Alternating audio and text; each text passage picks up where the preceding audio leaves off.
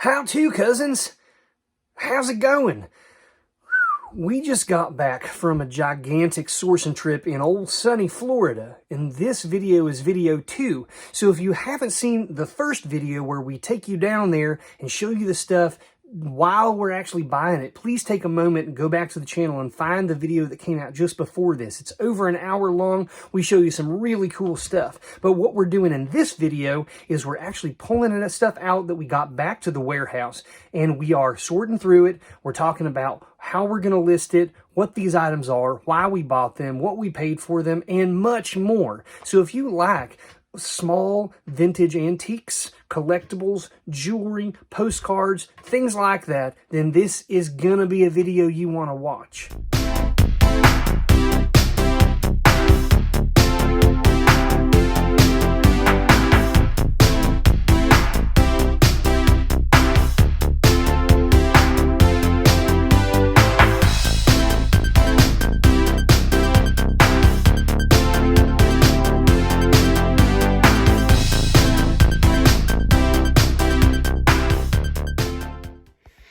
Here was some of the nicer stuff when it comes to fine jewelry and the like. We'll move from least valuable to most valuable. I got this jar here at $5 for old cufflinks. And it said no pairs, but you know what, folks? There were some pairs in here. But what you're looking at, folks, is just a bunch of these old cufflinks, most of which, when you see this kind of rose gold color here, these are gold filled. There's a heavy copper content in a lot of these, but there is definitely gold content. And there's also several of these pairs with like mother of pearl. This was worth way more than $5. I got to pull it out and sort through it exactly and figure out, how I want to go around and sell it. But most of these are antique from the early 1900s, late 1800s. Some of them snap together and stick together as pairs. I don't think that they realized that that was a pair when they were stuck together like that, but that is. So we got a handful of these that are actually complete. And then some other really cool ones like this one right there. Look at that. I don't know if that's upside down right now or if it goes the other way, but it's really cool looking thing. I wish that I had both of those. That'd have been a good sale, but finding these little lots is really great. Got a bunch of these old stick pins, as you can see, and right here this one's featuring carnelian. This one is probably some sort of synthetic type of item. I'm not sure what that is. It may be a stone. This looks to be more like a moonstone. This right here is probably some sort of jasper. It is a stone. This blue right here is most likely glass. You can see it's very clear just with the color. I've tested these. These are all gold filled, so they do have some gold content, but just a very small amount on the outside. This was a very beautiful one. It is not does not have any gold in it, but you can see it's made to look like a large diamond, and it has a little blue stone. That's either glass. It's possible that that's a sapphire, but it's just really cool design. And then right here, this one's a little bit newer. It's featuring what I'm guessing is synthetic pearl. We'll see if you can see that. As you turn it, you can kind of see the colors. But there's no mark on it. This is not made of gold or anything. But then here's the great ones. This one right here is featuring an garnet. Let me see if I can get this up here with my thumb. You can see the color there. It's featuring a facet cut garnet and real seed pearls. It's beautiful. And after testing, that turned out to be 10 karat gold. This one right here is featuring what appears to be jade, and it is 14 karat gold. And then this one, I knew ahead of time was 14 karat gold. That's a diamond in the top middle and a little blue sapphire in the bottom. And this one is actually stamped right up there at the top of the stem, or of the little stick itself. It's kind of pressed in there. Beautiful little piece. Then everything you're looking at here is solid gold, okay? Right here, you've got a 14 karat gold stick pin and matching earrings with diamonds. This right here is that 18 karat gold chain I was discussing earlier that I found in the box of quote-unquote broken items that I paid $10 for everything. This is a 14 karat gold necklace, like chain. This is a 14 karat gold cameo.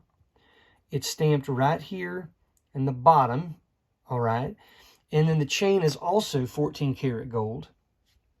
This is a gold filled kind of, you know, pendant here, but what it's holding inside is solid gold, 24 karat gold, or as close to it as you can get, little pieces of gold. This would have come from probably Alaska as some sort of a souvenir piece for people to take back. Oh, you know, real Alaskan gold that was found out here. And it does still have value, of course. This is a 14 karat gold bar, kind of a Victorian era bar pin, featuring kind of some scroll work in the middle there. Let's see if I can get it to zoom in. And two beautiful square blue sapphires on either end. And then finally, we've got this 10 karat gold ring that has some rose gold on either ends here, featuring probably a citrine. And it's very small. It's probably like a size 5.5, something like that. It's a smaller ring, but it's definitely an older ring based on the style and the look of it. And so we're going to do really well with the gold. Of course, it sells fast, sells for a lot of money. And I paid $8 a piece for each of these stick pins. I could sell each of these gold fill ones for at least $10, maybe $20. This one, even though it's not made of gold, has such an interesting look. I bet I could get that as well. Not sure on the pearl one, but on the 10 karat and the 14 karat, I'll definitely make really good money on those. As you can see, I'm going through kind of placing some things in some old kind of jewelry boxes that I have as a way of displaying stuff. And you can see I just kind of put a variety of like some old watches, some old brooches and things that have some color. And then some other necklaces and bracelets. Basic costume brands in here. Some of them signed, some of them not. But it's nice, you know, I get somewhere in the range of, gosh, I don't know, maybe 30 or so pieces, 40 pieces in here. I would call a pair of earrings a piece. And, you know, I just give some pics and then put it up on auction. You know, that's a good way to get through some stuff. You can see I have remnants here of stuff that I got this weekend that I'm still trying to figure out exactly the best way that I'm going to go around listing it. Got some nice earring pairs here. Got some cool, like this is actually a pendant. It's a Coro brand, so I need to find a little more of a, like a silver toned chain to put on that, so it's complete. Got some little brooches here, nothing terribly special that you're looking at in front of you.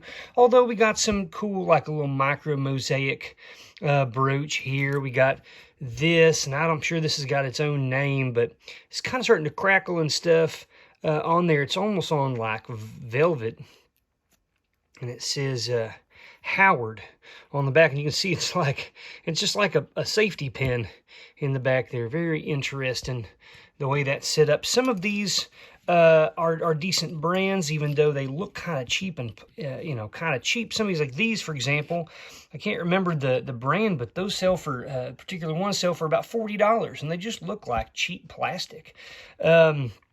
So it's always important to read the back, take a look at what the brand is. This is one of these Vatican kind of replica bracelets here, kind of like fake stones there in the crosses.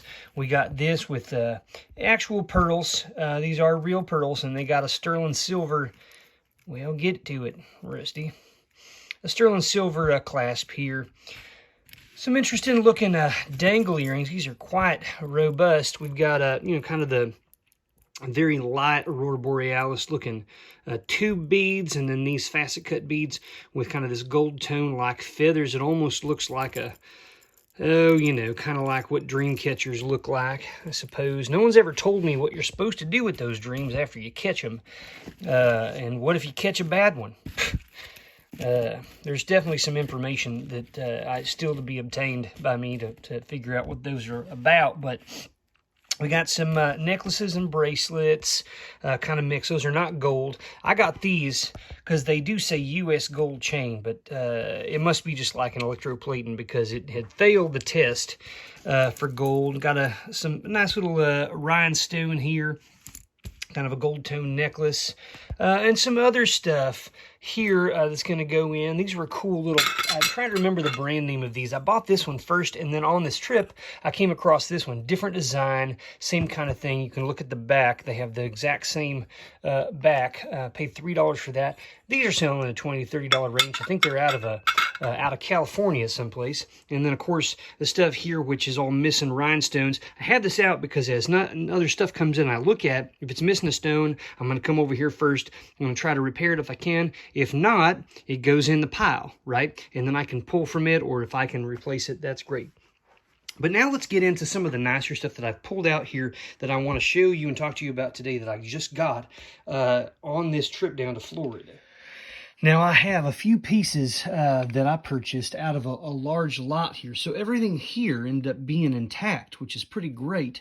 But I had a few pieces over here I've separated out. And you can see some right here, like this piece is missing this stone right down here at the bottom. It's hanging on to that. This one's missing the green stone. This is missing one stone here.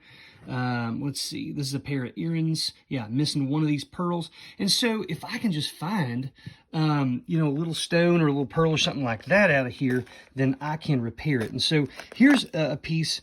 This is a Weiss bracelet. Okay, very nice bracelet. It is almost entirely intact, except that here at the very bottom, you can see right by my thumbnail, we're missing one stone. Not a problem, not a big deal.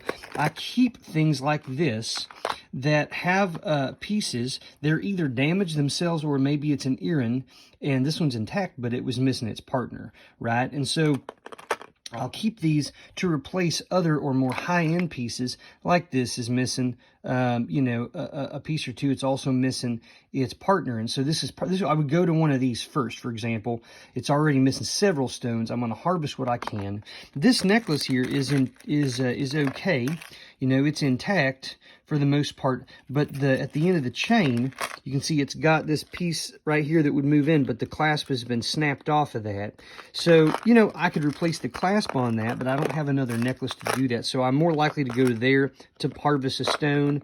Here's a little an earring that's missing a part, or actually that's a brooch, and it's missing multiple pieces. So I'm going to go for one of those. But I found the dangly portion here at the bottom of one of this little necklace here has a piece like right here. This right here, I've already measured it, is the same size as this. And so it's very simple. These are fairly superficial prongs. They're not terribly strong because this is not a super strong metal. I'm just going to pull one of those out, put a little glue down in, and I'm going to complete this bracelet. And this is a very nice piece when intact. And the difference between what I could sell this for missing a stone versus having all the stones in it is quite a big difference. And so it does make sense to spend the time to do that. And like I said, I've got a few others up here. I've already pulled out a couple others here. Like here's a nice little brooch. But you see it's missing one of these little green baguette, or not a baguette, I don't know I can't remember the teardrop shape, folks, you'll help me out. But I just need one, and then it's done. It's a nice little piece that'll go nicely in this group once I get that redone. I don't know if in this little tray that I've used for display I have this particular color, because that's sort of a unique Aurora Borealis is kind of like bright reds and purples. But I'll look around and find it. You can see this bracelet would be really nice, but I'm missing two large stones. It's unlikely that I'll come across those. I'm not as likely to come across those. But you know, if I can find them, I will definitely complete it, because this is a nice little bracelet here. As you can see. So I'm just saying, if it's not, it wouldn't take a lot of time, and if you have saved some of these pieces that you get that might be in these like jewelry jars or whatever, if you find, I was just, you know, while I was out, while I was talking, the pin part just fell, look at it, just fell right off. While I was out, I was at a thrift store, and I was just chatting with a gentleman, and he said he has a bunch of stuff that you know, was damaged that he just puts in a box, didn't really know what to do with. And I was like, well, I save those sometimes. I would love to look at it. And that gentleman let me look through the box, and believe it or not, in that box, I found this necklace that did happen to be intact. This is Bakelite, onyx, and horn. And this is old, folks. Really cool piece. I also fished this piece out of here. I've replaced the chain because not only is this a very beautiful antique pendant that is hand painted, but the chain that was on it wasn't broken either. It was just knotted up. I unknotted it and discovered that it was 18 karat gold. Okay? And he let me have that among several other things for $10. I'm going to make $400 probably minimum off of the stuff I pulled out of that. It made a lot of sense for me to share that with the gentleman, have the conversation, because it led to me getting a bunch of stuff. Not to mention, I came across several more pieces that I'll be able to use to fix stuff in the future to maximize my profit. The theme with the majority of this here, folks, is going to be antique. These are all pieces I purchased on this trip. And you can see from earlier in the video where I was showing you these different cufflinks, I have actually bagged them up in pairs, singles, similar types. Okay, and then over here, there was a little baggie that I got that had all of this stuff that's all made to look like cameos. These things are all going to go in one listing. They range in age, but none of them are all that old.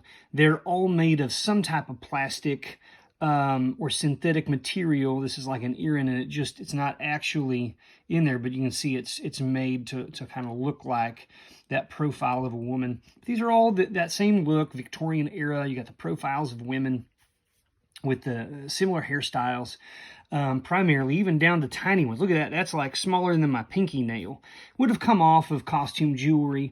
There were a handful that I had, I say handful, probably 3 that actually were made of shell. They had come out of an antique brooch that probably had been pulled out because they were taken, it was either broken or they were just taking the gold to melt the gold down, and then they didn't want that anymore, so they tossed it. But that one actually have more value because it is hand carved out of shell. And so I kept those. I'll probably do those in a separate listing.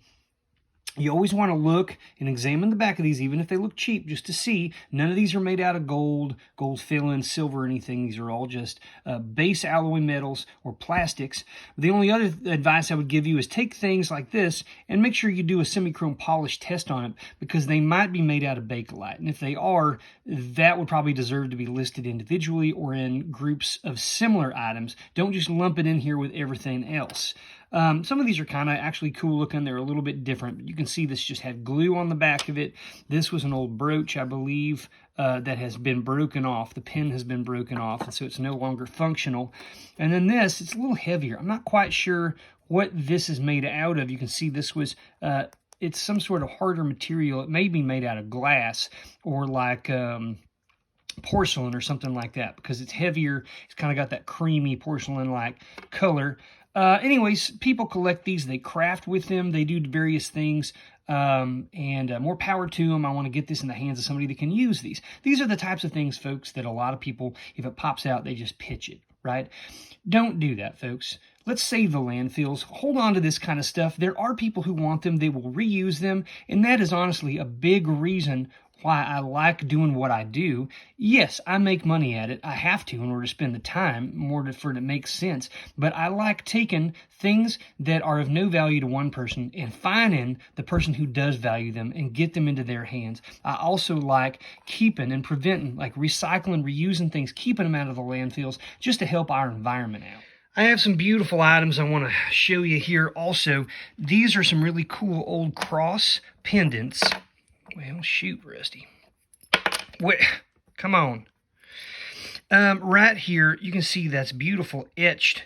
They are gold filled. If you turn on the side, I don't know if it's this one or if it's the next one I'm going to show you. I guess it's the next one. Well, I guess maybe in the center there. No, it's actually on this ring. You can see that there's some etch work there. It says gold filled, like 1/20th 12 karat GF. But this is still, even though it's old, and maybe even especially because it's older, it has more value. It's got gold content. Also, people will use it as a charm or a pendant for a necklace, which is what it originally was made for. And then here's another one. Also beautiful, different design, floral, of course. And then on the side, if I turn it on the side, it's not on that side. It'll be on this side. You can see right here. Put my hand behind it so maybe I can get it to zoom in. Right there. Wells is the brand, 120th 12K GF gold filled. So it has gold content, but it's also on a gold filled chain. Some will definitely like that. I can probably sell those individually. I won't even have to put them up as a lot, because I think that people will be interested. This was a cool piece. I got it in a lot of scrap because it is broken. You can see one of the legs right here has been snapped off. But this is an old, like, you know, cherub, an old angel brooch made out of sterling silver. So it still has value because it's made out of silver. Somebody might want to repair it, or maybe they'll clean it up and put it on display, something like that. I go through these pretty regularly. I like this look. This is a Waltham. It's an antique pocket watch. It is a gold-filled case and a gold-filled band. The downside here is that it's missing the crystal. In this case, it would have actually been made out of plastic, and that's one of the indications. Like, if the crystal's made out of glass, you know, there's more of a chance it's more valuable as an overall piece because they use glass. If it's plastic, well, you know, maybe not as much. But anyways, it's still cool. It does work. It's an automatic. You just wind it up. And so I'm going to look in our sort of back inventory and see, because we sometimes save crystals from previously owned watches if it's you know, not going to work, of not much value. Again, we'll harvest something to use to repair things. A repair is a big part of our business, and it maximizes the value of things when we get them. And then here's just a handful more, kind of little brooch here with some onyx, sterling silver. Here's another one. This is some sort of just probably a piece of glass, but it's sterling silver as well. And so is this one. This one's probably more of like a moonstone type stone. It isn't an actual mineral. It is an actual stone. Sometimes I'll throw these in and I'll polish them up, because people generally like, you know, here's another silver one, very old. They like their silver to be nice and shiny. That's the whole reason why people liked silver in the first place. But there are also collectors who like the tarnish, don't want you to change it. And so oftentimes with really old pieces, I will not clean them at all. Now, if it's a newer piece, I will. And that's just kind of for me. I bought this. I paid $24 for this piece. I'd never seen one like it. You can see it's got this interesting kind of inlay around the edge of it with this sort of gold swooping tone. What you're looking at is a belt buckle. I believe it is a belt buckle. You see it says $24 on it. And I did pay up for this because I'd never seen one before. It's featuring an actual photograph. Now, I do not know who this cat is, all right? But he looks to me like someone from the late 1800s, early 1900s. He's either some person who's high up in the military, or he is a king, or he is some sort of political leader of a country. My first guess would be maybe Russia or perhaps Germany. Although I do not know. I've done a very tiny bit of research, didn't find this individual, found lots of people that look kind of like him, wearing sort of the same outfit. I think the trick here to find out who this person is, I've done Google Lens, it hasn't found the person, but look at their wardrobe. I think if I can find a person wearing a similar regalia with this kind of rope thing and similar looking medals there, you can see a particular shape. And not exactly a star, but several different things there. I'd need to zoom in with like a loop and really get a good idea. And I think through searching that, I'll find it. If any of you know who this person is and can tell me, I would be very grateful, because that will help me identify and list this properly. But I think it's worth way more than $24, especially if I knew who the person is to begin with. Moving forwards, we've got some really cool old cufflinks again, gold filled in the shape of a bird. One of them, unfortunately, is damaged. It's probably this one. You can see it's kind of cracked. It's not fallen off, but I'm going to have to note that in the listing. Somebody will probably want those, if not for just crafting or something. Here's another kind of piece that's it's a brooch that had a longer chain originally. It's broken off. It's monogrammed. It says, you know, something love so-and-so, or Evelyn love so-and-so. This was a really cool piece. I bought this individually. I paid $10 for it. On the back, it resembles either a compact or possibly the back of a pocket watch. But on the front, it has this really cool look. And, you know, it's made of brass. It's in really good condition still. It's a little dented on the side, just barely. But if you pop it open, you'll discover that it's just a little container, folks. This probably would have had perhaps pills in it, perhaps some powder, perhaps it could have been a little snuff thing, although it's a little bit large for that. Not exactly sure. Maybe it was just to hold little pieces of jewelry, earrings or something. Either way, it's got a really cool look. It's carved up real nicely. And then just a really cool old scene on the top of there. I think it's worth quite a bit more than $10. I haven't researched it yet, but I'm just, you're kind of getting the first look at the stuff that I've got. Here's an antique thing here with it's a straight razor. Okay, nothing special. You can buy some of these old ones for next to nothing. So it's going to have to be a particular brand. If you can find these that don't have rust or you're able to remove the rust, I recommend doing that before selling them because it's very difficult if they're not in pretty good condition. There's a bunch of them out there. Here's some some more. Again, antique, not vintage, but these are 100 years old is my guess. Probably, it's possibly 1920s, but my guess is the teens or earlier. Little brooch, sterling silver, and sort of not exactly matching, but close, is some sterling silver earrings. You can say it says sterling on the back of the screw back there. Here's another old mechanical pencil. You just twist it, and it still has lead in it, as you can see. Sometimes you'll find these and they'll have a little ring on the back, and they would have hung down as a pendant from a necklace or on a chain, something to kind of hold it and have it affixed to your person so that you don't lose it. But the things I'm most excited about are some of these necklaces. So this one is plastic, as you can see, but it's very old. It's made of copper, or brass rather, on the back here. It's got both. It's got a little chain here. It's its own type of cameo, but it's not carved. It's actually made out of some sort of synthetic material. This was beautiful. This came in a lot of stuff that they said was broken and they didn't know what to do with. And when I pulled it out and untangled the chain, it was an 18-karat gold chain. And this is a hand-painted piece. It's got glass over it. And on the upper, kind of mid right there, you can see kind of scribbles. It's actually got the artist's initials. So this is like a woman with a bonnet on. It's got these cool little beads around the side of it. It's brass, but it's definitely antique, and it has a gold-filled, I put a gold-filled chain on. I took off the 18-karat gold chain. I'm going to sell that individually.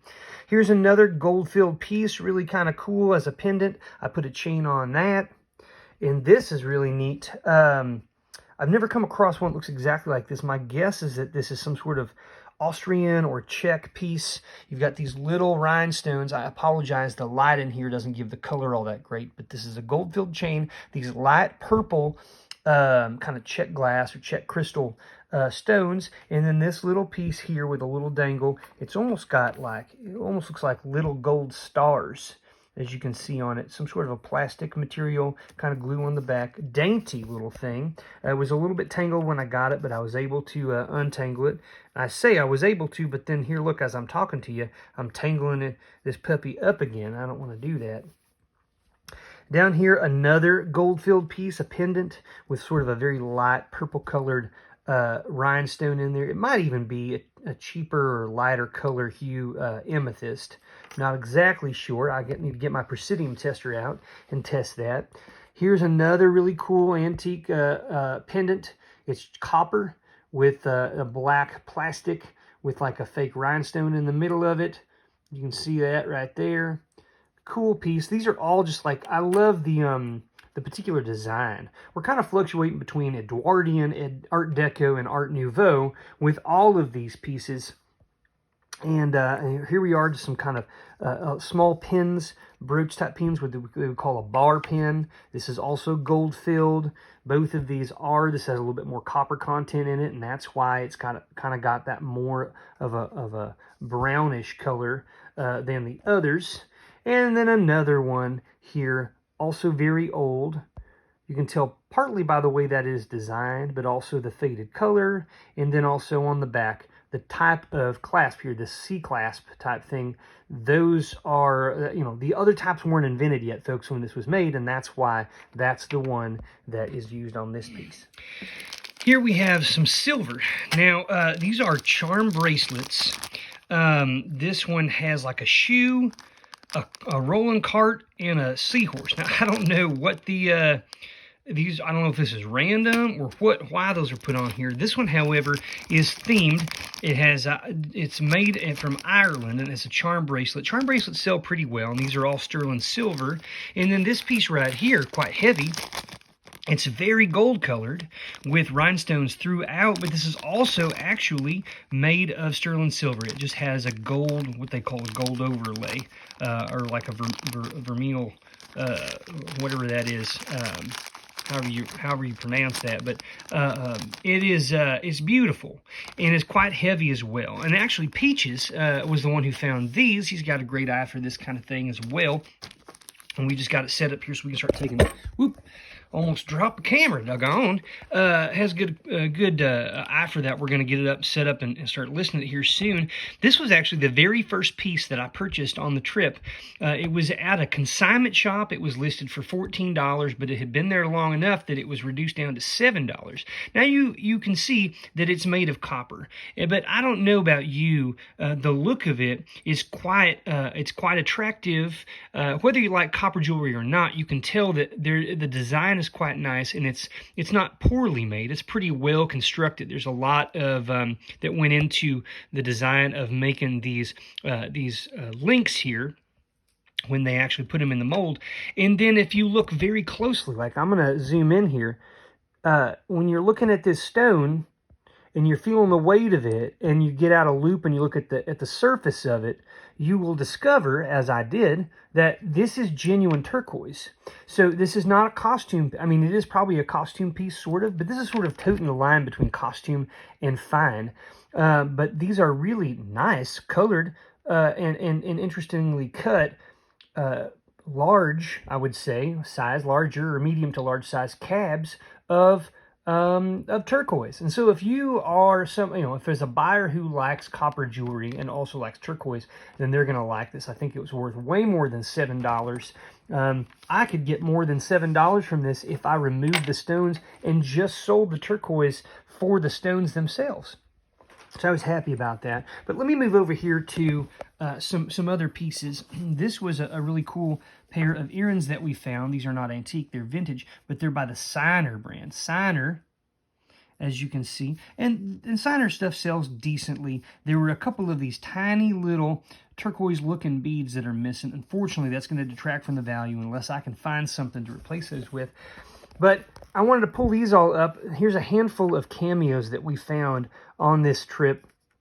And you'll see what I think is cool is you've got a variety of sizes. You have a variety of looks, and also just the pieces on the center that are carved, which in this case, these are all carved from shell. And you can see that typical color of that kind of that amber color, that soft, semi-translucent color on the back there, and then the white on the front. Again, you've got women with various bust profiles. You got a woman looking the other direction here.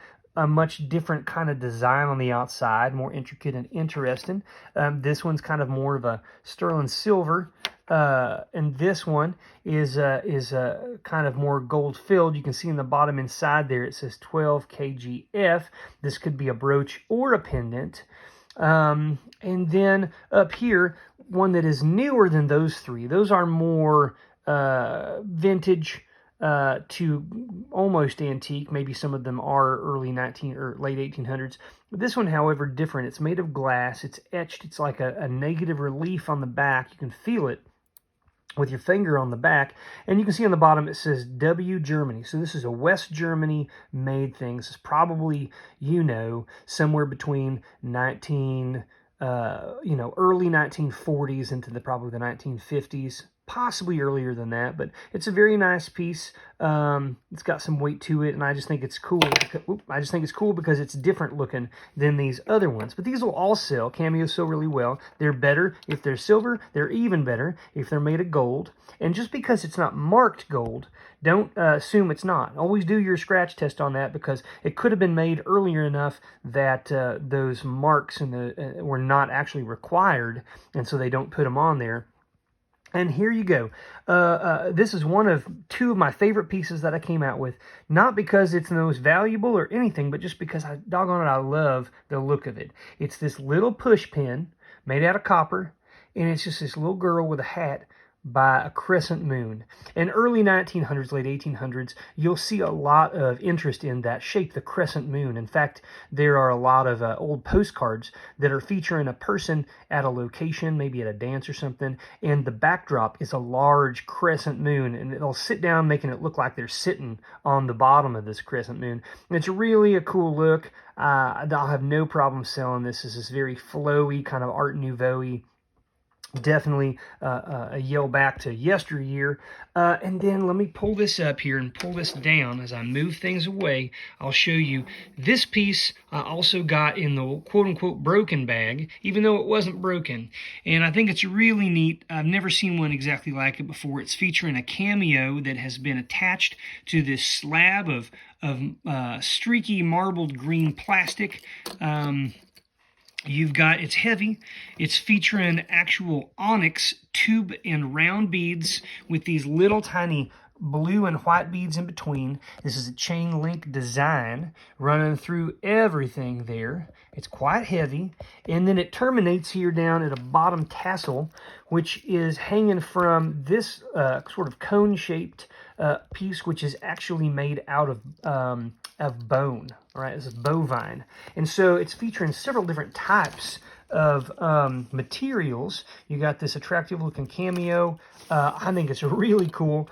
I paid $10 for everything that was in that bag, and as you recall, one of the items in that was an 18-karat gold solid gold chain. So I'm doing very well. When I sell this, I have basically no cost in it, and because it's such a unique piece, I don't think there will be very many for sale. I'll probably get top dollar when it is actually time to sell it. All right, folks. Now, after all that, this is where I'm at. I'm out on one of the decks here at the warehouse, and I went and bought, well, first of all, I had several of these things actually photographed already. You can see I've got a bunch of jewelry here. I've got a couple thousand pieces at least of costume brooches, earring sets, bracelets, and necklaces, and other items. Just tons. They're individually bagged over there. I'm going to get them out. I noticed that the lighting of the pictures I took originally, where it's just not good enough to really show the beauty of some of these pieces. So what I did was I went to the dollar store.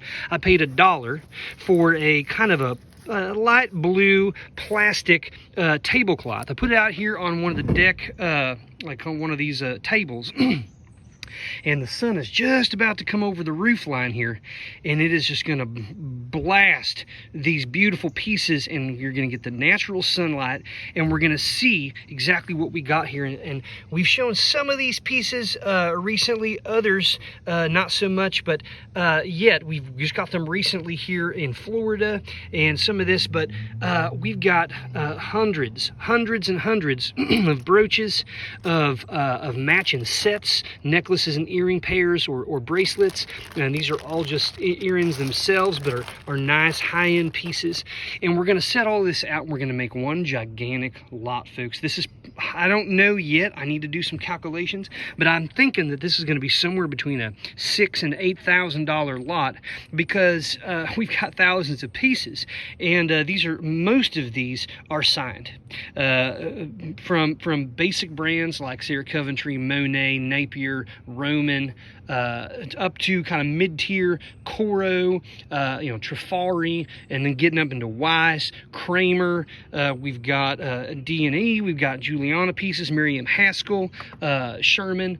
The list goes on, folks. Very excited by this, but I'm going to pull these out. I'm going to start laying them out, and then I'll take some photos here at the end so you can kind of see what's going on here. These will be up in one of our eBay stores very soon. We're hoping we'll get a good sale on this, and if not, of course, we can go through and break these up. If we wanted to sell these individually, we could, and it may be that some of these individual pieces that do look like they're Juliana pieces, or some of these really high-end ones that could sell for $200 or $300 a piece, we may put those up individually. But if we can get one big lot out of it really fast, move it all at once, get a big cash infusion, then that just helps us if, say, an estate comes up that wants to be sold out and we can do one big buyout. We've done really well with some buyouts earlier this year, and if we get a little bit of cash back in, some cash flow, then maybe we can do that again quickly. So let's get into this. I'm going to do a little, montage here and show you kind of just what we're looking at.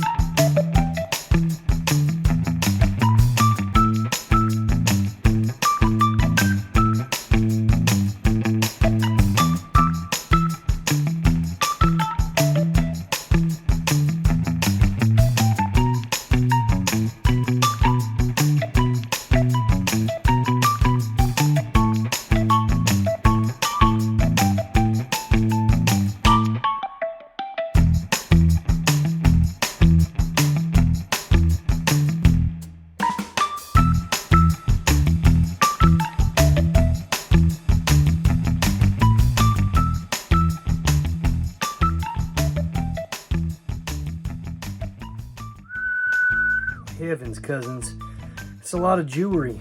Everything I just showed you is a little less than half of what I have to photograph, but it was a little hot outside, and so I took a break. Maybe I'll get to show you some of the other stuff next time.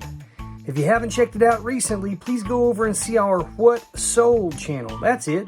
Just look up What Sold, and you'll find my brother over there talking about the stuff we sold on eBay and giving you some tips.